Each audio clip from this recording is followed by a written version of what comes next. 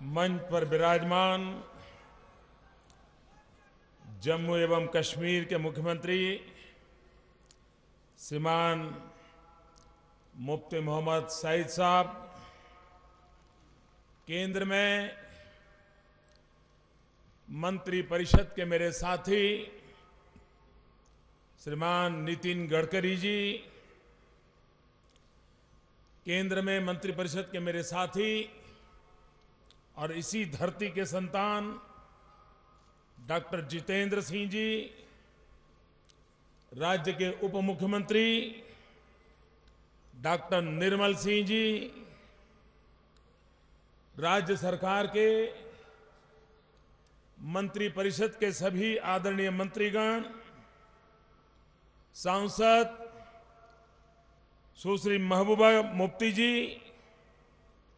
सांसद श्रीमान जुगल किशोर शर्मा जी, सांसद श्रीमान अविनाश राय खन्ना जी, सांसद श्रीमान मुजफ्फर हुसैन बेग जी, सांसद श्रीमान मीर मोहम्मद फयाज जी, सांसद श्रीमान थुपस्तान छेवांग जी, सांसद श्रीमान नजीर अहमद लवाई जी और विशाल संख्या में पधारे हुए मेरे प्यारे भाइयों और बहनों,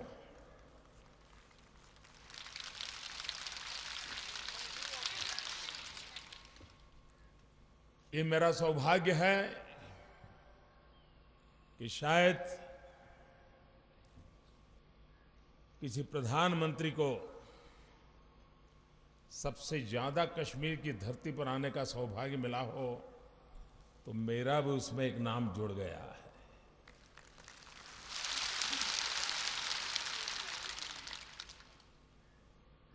और कश्मीर मुझे खींच के ले आता है। मैंने कश्मीरियों के प्यार को अनुभव किया है। मैं जब भारतीय जनता पार्टी का संगठन का कार्य देखता था,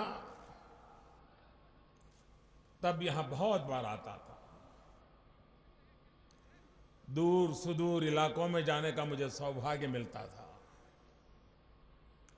और मैंने यहां के प्यार को अनुभव किया है।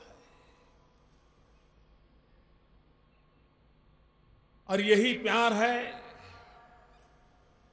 जब पिछले वर्ष बाढ़ के कारण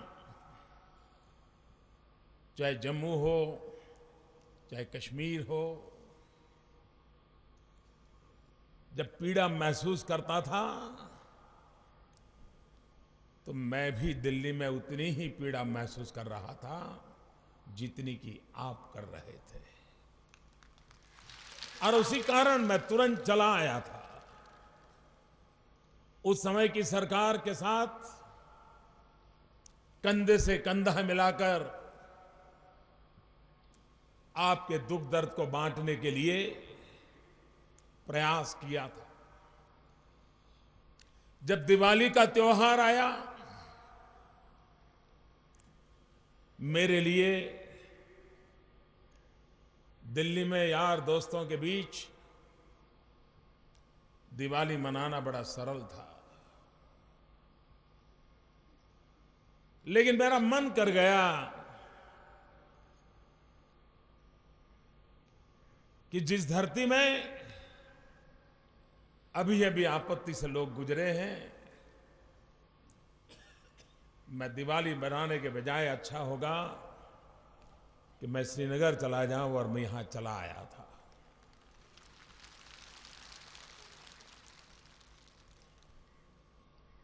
जब यहां आपदा आई, उसी समय चीन के राष्ट्रपति भारत यात्रा पर आए थे और उन्होंने डेट भी ऐसी चुनी थी कि वो 17 सितंबर को मेरे होम स्टेट गुजरात आना चाहते थे। और 17 सितंबर उन्होंने इसलिए पसंद की थी कि वो मेरा जन्मदिन था और चीन के राष्ट्रपति बड़े उमंग के साथ मेरा जन्मदिन मनाने के लिए योजना बना करके आए थे। लेकिन मैंने उस समय घोषित किया था कि कश्मीर में बाढ़ के कारण मेरे बंधु पीड़ित हैं, मैं जन्मदिन नहीं मना सकता। और मैंने उनका स्वागत किया, सम्मान किया, पर जन्मदिन मनाने से मना किया।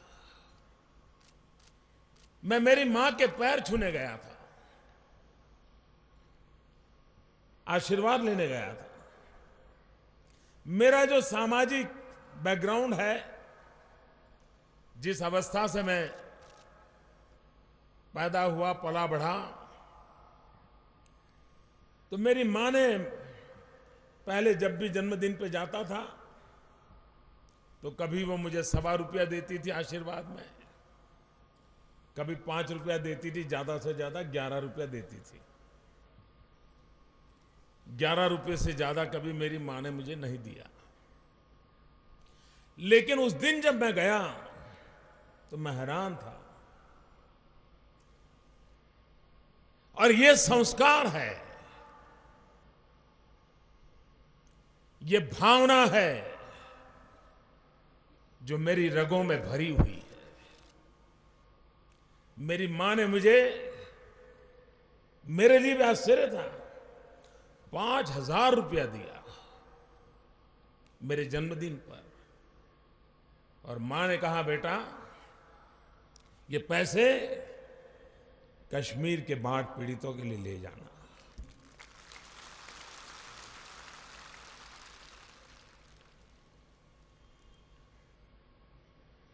ये संस्कार की ताकत है जो मुझे आपके दुख दर्द को बांटने के लिए प्रेरणा भी देती है, ताकत भी देती है। आपका प्यार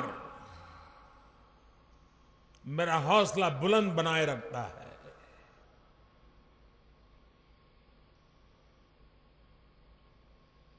और जिस मंत्र को लेकर के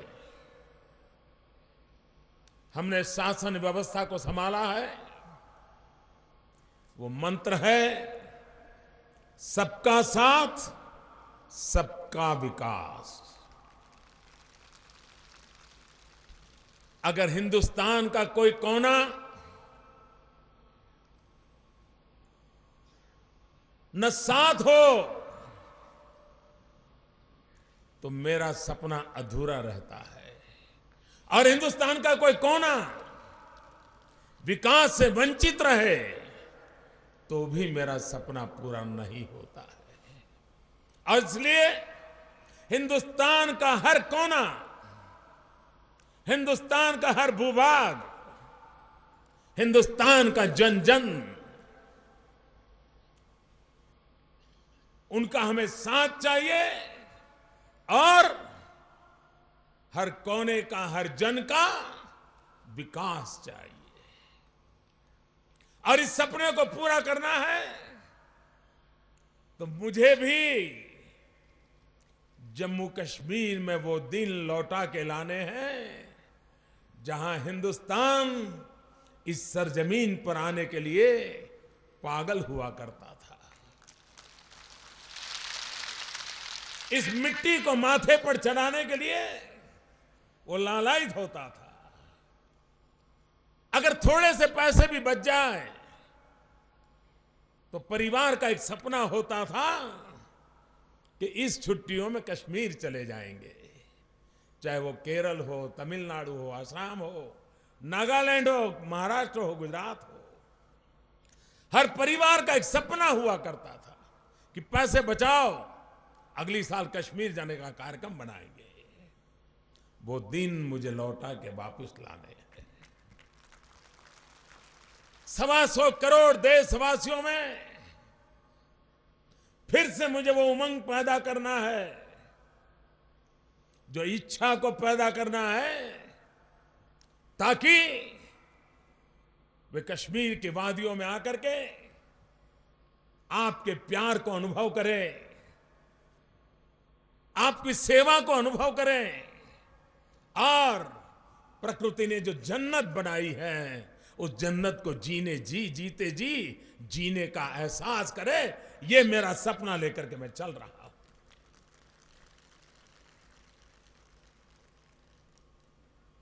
कौन कहता है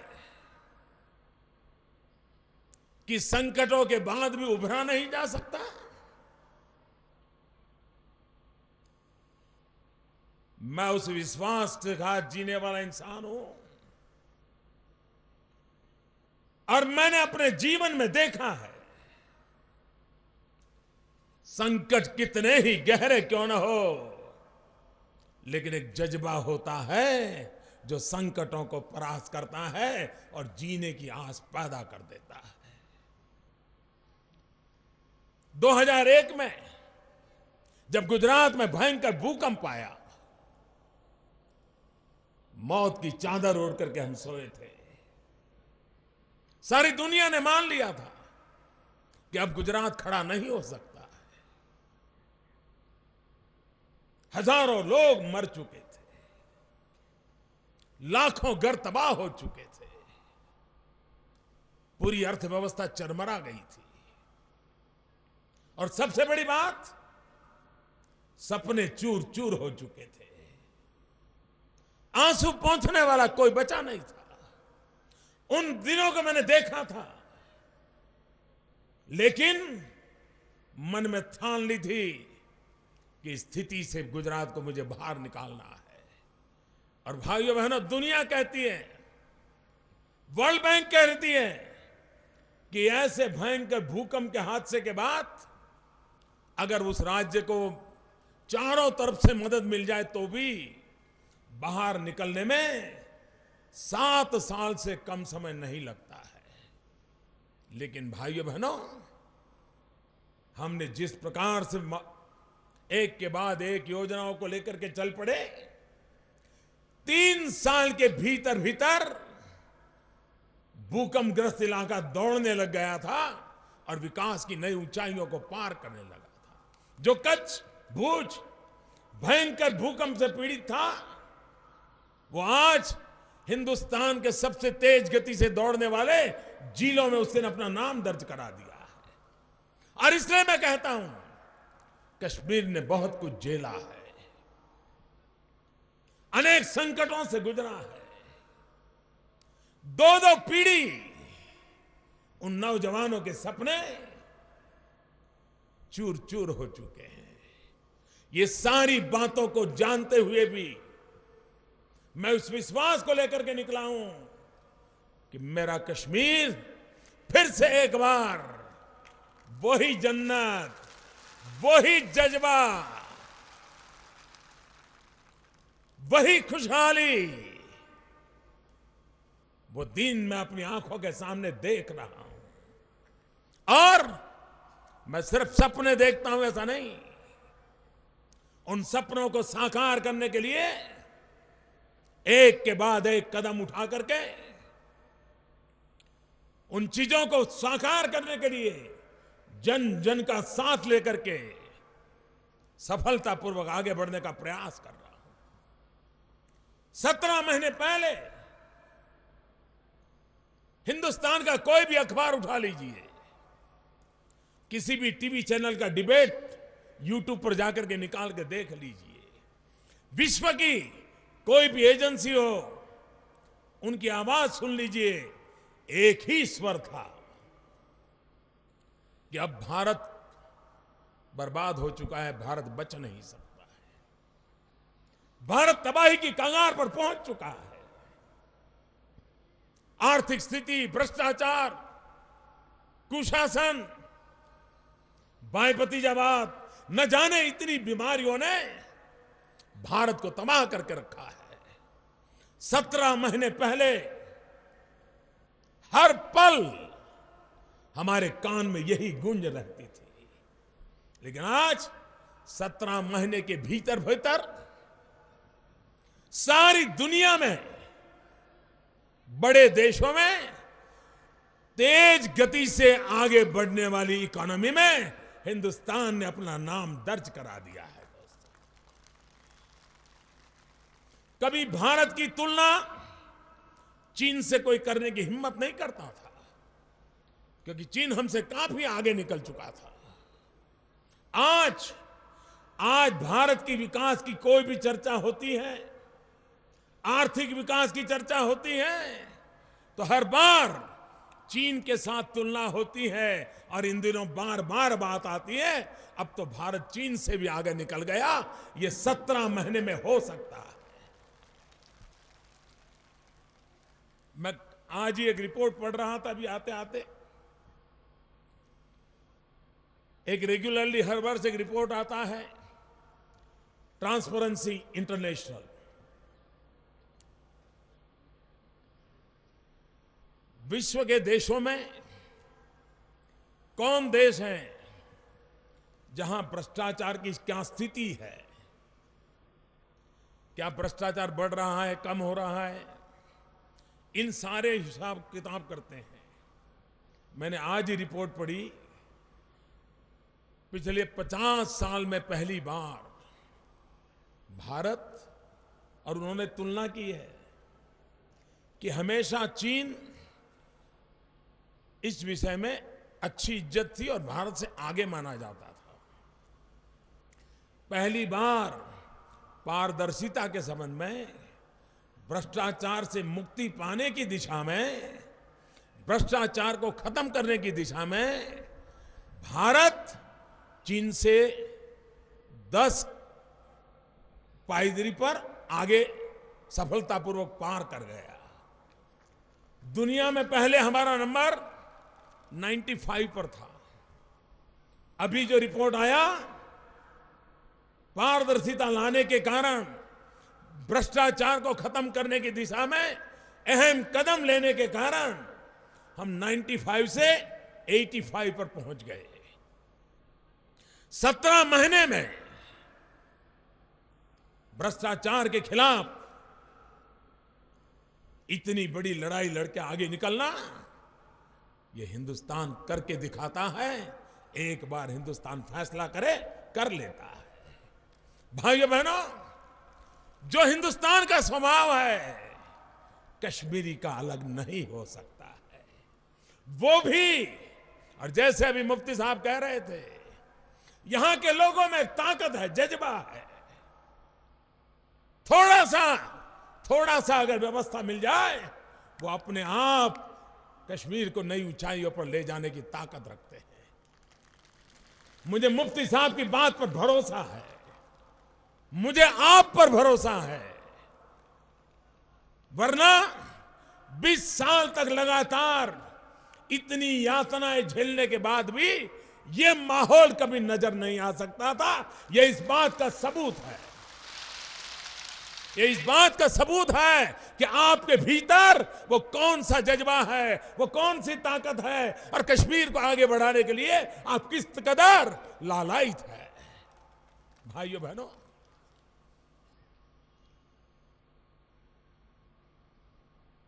हमें अटल जी के नक्शे कदम पर चलना है।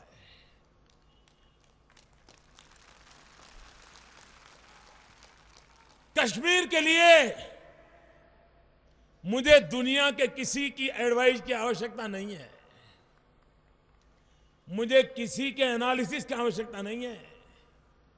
इसी धरती पर, इसी मंच पर अटल बिहारी वाजपेयी जी ने जो बात कही थी, इससे बड़ा कोई संदेश नहीं हो सकता। उन्होंने 3 मंत्र दिए थे। उन्होंने कहा था, कश्मीरियत, जमहूरियत और इंसानियत। मैं आज भी इसी बात को मानता हूं कि कश्मीर के विकास का रास्ता इन 3 पिलर पर खड़ा होना है, इसी को मजबूती देनी है।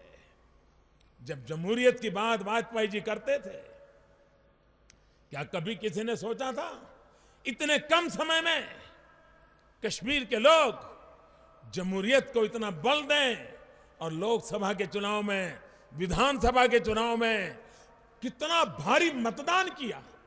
और आज जब मुफ्ती साहब कह रहे हैं मैं पंचायतों को अधिकार देना चाहता हूं, यही तो वो अटल जी वाली जमहूरियत है, वही तो जमहूरियत है। एक एक गांव का पंच होगा, पंच के पास अधिकार होगा, वो अपने फैसले कर पाएगा और सरकार उसको हाथ पकड़ करके जो मदद चाहिए मदद करती रहेगी। हमारा एक एक गांव कितना ताकतवर बनेगा। इस जमहूरियत की कसौटी पर वाजपेयी जी ने जो सपना देखा था, कश्मीर के लोगों ने पूरा करके दिया है। और इसलिए मैं उस महापुरुष के शब्दों के लिए आज कश्मीर के मेरे लाखों भाइयों बहनों को शत शत नमन करता हूं, मैं उनका अभिनंदन करता हूं। उन्होंने जमहूरियत को यह ताकत दी है। भाइयों बहनों, कश्मीरियत के बिना हिंदुस्तान अधूरा है, सिर्फ कश्मीर नहीं। और इसलिए उस कश्मीरियत जो भारत की आन बान शान है, अगर किसी को सच्ची बिन सांप्रदायिकता सीखनी हो तो इसी की धरती से तो निकली थी। वो सूफी परंपरा कहां से आई थी? इसी धरती से आई थी, जिसने जोड़ना सिखाया था, संबल बनाना सिखाया था। और वही तो परंपरा, वही तो हमारी कश्मीरियत है।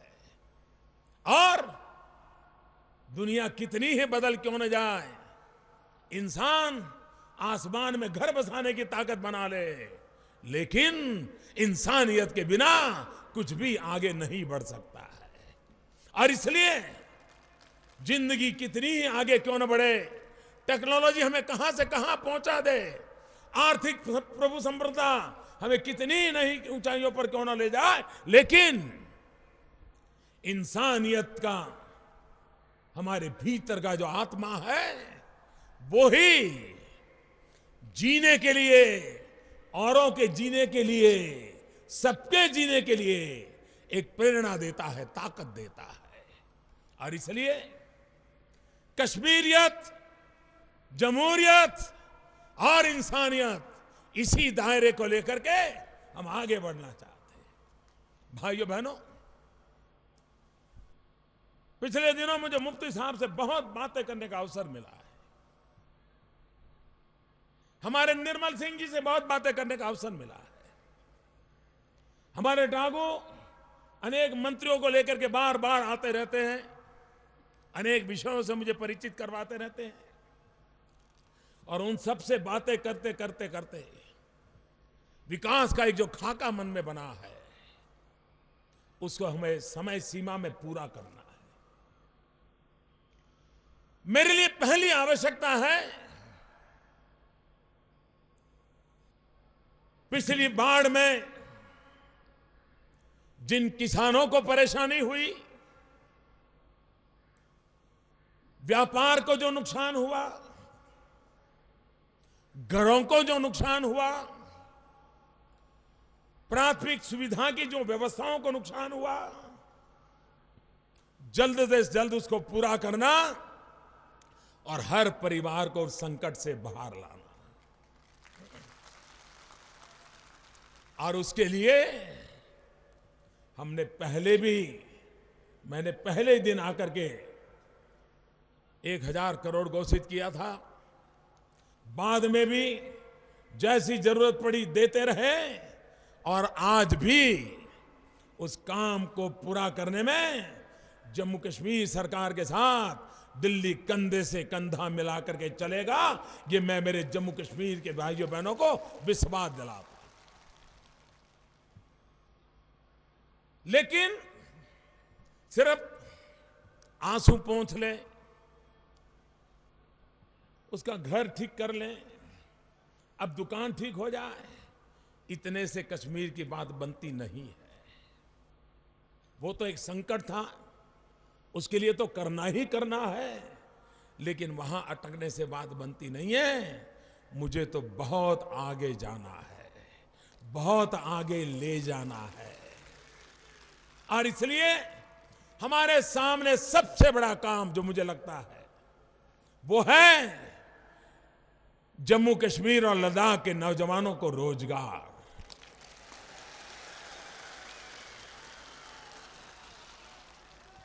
हमारी सारी समस्याओं का समाधान हमारे नौजवानों को रोजगार में है। उन्हें काम का अवसर मिलना चाहिए।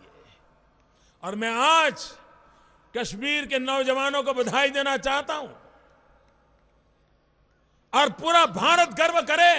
आज हिंदुस्तान में जो कोई मुझे सुनता हो, इस खबर शायद आप तक पहुंचाने के लिए और लोगों ने मदद नहीं की होगी, मैं पहुंचाना चाहता हूं। पिछले दिनों देखिए आप, कश्मीर के नौजवान आईएएस की परीक्षा हो, आईपीएस की परीक्षा हो, आईआईटी हो, आईआईएम हो, जिसके लिए हिंदुस्तान के और इलाके के लोग प्रवेश पाने के लिए पता नहीं उनको क्या क्या करना पड़ता है। लेकिन पिछले कुछ समय से हर वर्ष कश्मीर के नौजवान सबसे उत्तम प्रदर्शन करते हैं और आईएएस आईपीएस कैडर में आ रहे हैं, आईआईटी में दिखते हैं, आईआईएम में दिखते हैं। ये ताकत कश्मीर के नौजवान में है, जिसको मैं भली भांति पहचानता हूं दोस्तों। और जिसे मैं पहचानता हूं, उसके लिए मैं सब कुछ करने के लिए तैयार हूं। कैसे होनहार नौजवान है। मुझे कभी इस स्टेडियम में पहले भी आया, तब भी मेरे मन में विचार आया था। 30 साल पहले स्टेडियम में मैच खेला गया था। 30 साल पहले जिस प्रदेश के पास परवेज रसूल हो, उस प्रदेश में यहां एक इंटरनेशनल मैच क्यों नहीं होना चाहिए। क्रिकेट में हमारा परवेज नाम कमा रहा है, आगे बढ़ रहा है वो लड़का, गर्व होता है हमें। क्यों इस स्टेडियम में हम वो सपना क्यों न देखें कि यहीं पर फिर से एक बार इंटरनेशनल क्रिकेट मैच शुरू हो जाए और देश देखे। दुनिया में हमारे सचिन तेंदुलकर हो, युवराज हो, सहवाग हो, धोनी हो, कोई भी नाम ले लीजिए, अगर उन्होंने छक्के मारे हैं ना, तो बैट तो मेरी कश्मीर की धरती से बना हुआ था। यहां की तो लकड़ी है जो उत्तम से उत्तम बैट बनाती है।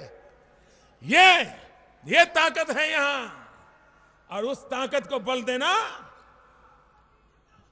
और इसलिए भाइयों बहनों, मैं जिस विकास के चित्र को लेकर के चर्चा करता रहा पिछले लंबे समय से, उसमें मेरी प्राथमिकता यह है कि यहां पर विकास का वो मॉडल बने जो हमारे नौजवान को रोजगार दे। जैसे टूरिज्म यहां का मुख्य क्षेत्र है। अब टूरिज्म में आज जो हमारी अवस्था है, इसको अगर हम आधुनिक नहीं बनाते, हमारा इंफ्रास्ट्रक्चर ठीक नहीं करते, तो टूरिज्म बढ़ नहीं सकता है। आज हिंदुस्तान से करीब 1.25 करोड़ लोग, और वो कोई अमीर घराने के नहीं है, मध्यम वर्ग, उच्च मध्यम वर्ग के हैं। वे वैकेशन में 5 दिन 7 दिन के लिए विदेश चले जाते हैं भ्रमण करने के लिए। भले दुबई जाते होंगे, लेकिन जाते हैं विदेश। क्या हम कोशिश नहीं कर सकते कि हिंदुस्तान के 1.25 करोड़ लोग जो बाहर जाते हैं, कम से कम 5% ये तो तत्काल मेरी कश्मीर में लौट आए। आप देखिए यहां का टूरिज्म कितना बढ़ जाएगा। आज विदेश के टूरिस्ट 40-50 हजार के आसपास रहते हैं। विदेश के टूरिस्ट 5 लाख कैसे बने।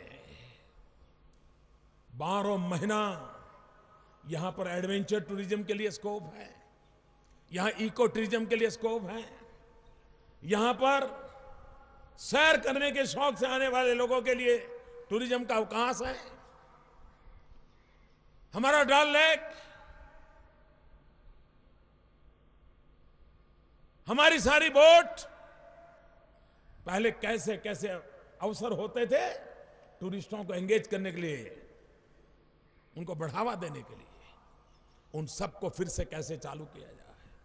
हमारे प्रदेश में और कई 3-4 ऐसे तो इलाके मेरे ध्यान में हैं कि जहां पर हम नए टूरिस्ट डेस्टिनेशन डेवलप कर सकते हैं, बहुत बड़ी मात्रा में इंफ्रास्ट्रक्चर के द्वारा उसको हम विकास करा सकते हैं।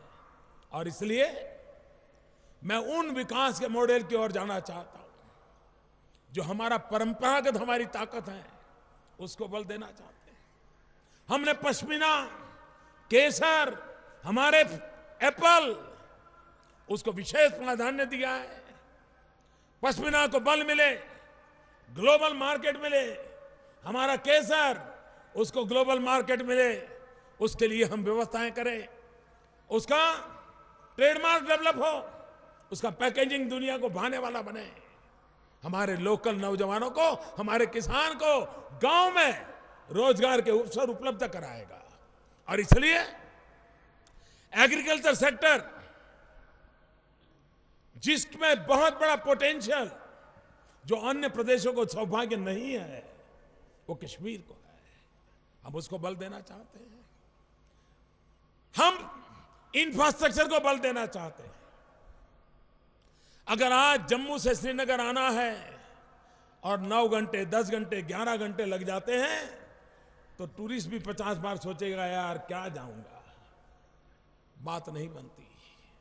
हमारे नितिन जी के नेतृत्व में जम्मू से श्रीनगर का रास्ता और हमारी कोशिश है कि आने वाले 2.5 साल के भीतर भीतर हमें काम पूरा कर दें। 34,000 करोड़ रुपया,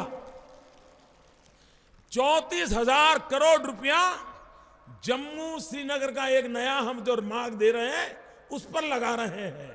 और उसके कारण जम्मू से श्रीनगर आने में आज 9 घंटे, 10 घंटे, 12 घंटे लग जाते हैं, वो 3.5-4 घंटे में पहुंच पाएगा व्यक्ति। और टनल बनाने के कारण करीब 65-70 किलोमीटर रास्ता कम हो जाएगा। आप कल्पना कर सकते हैं कि विकास को कितनी नई ऊंचाइयां मिल सकती है। हम रेल ट्रैक को और बलवान बनाना चाहते हैं। मुफ्ती साहब ने कहा चाइना में बन सकता है, यहां को नहीं बन सकता है, कश्मीर की धरती पर भी बन सकता है। और इसलिए मेरे भाइयों बहनों, बिजली हो, पानी हो, सड़क हो, साथ साथ अब सिर्फ हाईवे से चलने वाला नहीं है। हाईवे का एक जरूरत है, उसके बिना चलना नहीं है, लेकिन सिर्फ हाईवे से भी नहीं चलना है। और इसलिए हाईवेज की भी जरूरत है। और इसलिए हमारा लक्ष्य हाईवेज का भी है, हाईवेज का भी है। Information ways, optical fibre network, digital network, विश्व के साथ जुड़ने के लिए हमारे मोबाइल फोन पर दुनिया हो, वो नेटवर्क कश्मीर की धरती पर मिलना चाहिए। और जो मुफ्ती साहब कॉल सेंटर की बात करते थे, जिसके कारण नौजवान को रोजगार मिले, यहां का नौजवान बड़ी आसानी से अंग्रेजी बोल लेता है, थोड़ी सी पढ़ाई करे वो अंग्रेजी में तैयार हो जाता है। अगर हम कॉल सेंटर्स का नेटवर्क खड़ा करते हैं, हमारे नौजवान को यहीं पर रोजगार मिल सकता है और उसको हम बल देना चाहते हैं। उसी प्रकार से बुजुर्गों के लिए बीमारी हो, अच्छे दवाखानों का नेटवर्क हो, दवाइयां उपलब्ध हो, हमारे अस्पताल बने, छोटी जरूरत हो जहां छोटा, बड़े की जरूरत हो बड़े, चाहे जम्मू हो, चाहे लद्दाख हो, चाहे श्रीनगर हो। हमने आधुनिक एम्स अस्पताल उसको बनाने की दिशा में आगे बढ़ रहे, जिसका लाभ जम्मू को भी मिलेगा, श्रीनगर को भी मिलेगा। हम IIT शुरू करना चाहते हैं, IIM शुरू करना चाहते हैं, ताकि हमारे नौजवान को उत्तम से उत्तम शिक्षा मिले और सस्ते से सस्ती शिक्षा मिले। ये उत्तम से उत्तम शिक्षा, सस्ते से सस्ती शिक्षा, और वो भी ग्लोबल लेवल की। अब हर एक के नसीब में इस ऊंचाई तक तो जाना संभव नहीं होता है। छोटे परिवार के छोटे लोग भी होते हैं, उनको क्या किया जाए? स्किल डेवलपमेंट का हम अभियान चलाना चाहते हैं। यहां का जो हैंडीक्राफ्ट है उसको नए सिरे से डिजाइनिंग मिले, नई टैलेंट, ग्लोबल मार्केट में कौन सी डिजाइन चाहिए, उस डिजाइन से उसको काम मिले, उस पर हम बल देना चाहते हैं। स्किल डेवलपमेंट भी हमारा जो हैंडीक्राफ्ट है उसमें टेक्नोलॉजी को इन्वॉल्वमेंट से स्पीड कैसे बढ़ा सकते हैं, क्वालिटी कैसे इंप्रूव कर सकते हैं, वेस्टेज कैसे बचा सकते हैं, पैकेजिंग कैसे बदल सकते हैं, ब्रांडिंग कैसे कर सकते हैं, ग्लोबल मार्केट कैसे एक्वायर कर सकते हैं, उसकी पूरी चेन बना करके हम हमारे जो हैंडीक्राफ्ट है उसको बल देना चाहते हैं। और इसलिए भाइयों बहनों, अच्छी शिक्षा, ह्यूमन रिसोर्स डेवलपमेंट के लिए बल, बुजुर्गों के लिए स्वास्थ्य के लिए व्यवस्थाएं ताकि उनकी आवश्यकताएं पूरी हो, गांव और किसान के लिए यहां की जो पैदावार है उसको बल, नौजवान को रोजगार के लिए अवसर, इन बातों को लेकर के हम चल रहे हैं। और उस सपने को पूरा करने के लिए भारत सरकार ने जम्मू कश्मीर के लिए 80,000 करोड़ रुपया का पैकेज देने का घोषित किया।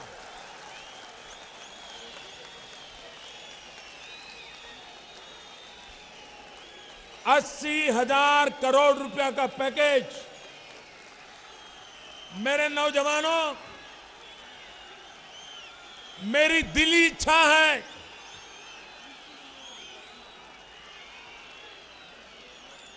मेरे नौजवानों, मेरी दिली इच्छा है ये 80,000 करोड़ रुपया आपके भाग्य को बदलने के लिए काम आना चाहिए। कश्मीर के नौजवान को ताकत देने के लिए पैसा काम आना चाहिए। एक नया कश्मीर, एक आधुनिक कश्मीर, एक प्रबुद्धिशील कश्मीर बनाने के लिए ये 80,000 करोड़ रुपया लगना चाहिए। ये सपना लेकर के मैं आपके पास आया। और मेरे भाइयों बहनों, इसे आप पूर्ण विराम मत समझना। ये 80,000 करोड़ को पूर्ण विराम मत समझना। ये तो सिर्फ शुरुआत है।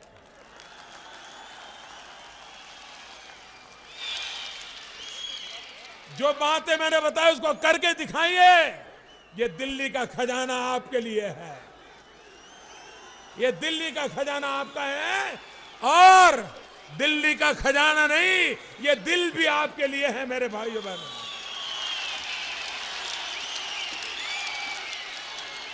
मैं लद्दाख के भाइयों का विशेष रूप से आभार व्यक्त करना चाहता हूं कि पिछले दिनों जो चुनाव हुआ हिल काउंसिल में, हमारे एमपी साहब और उनकी पूरी टीम को जमहूरियत का जो बल मिला और पूर्ण बहुमत के साथ जो बॉडी बनाया, उसके लिए लद्दाख के भाइयों को भी मैं आज कश्मीर की धरती पर आया हूं, हृदय से अभिनंदन और आभार व्यक्त करना चाहता हूं।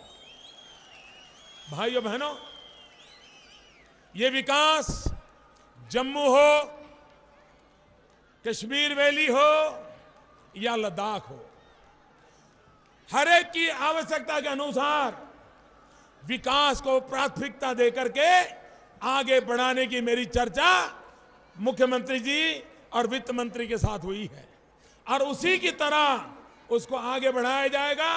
मैं फिर एक बार कश्मीर की धरती को नमन करता हूं, आप सबको शुभकामनाएं देता हूं और नौजवानों के भरोसे से एक नया कश्मीर, एक नया ताकतवर कश्मीर, उसे बनाने के लिए और आगे बढ़े।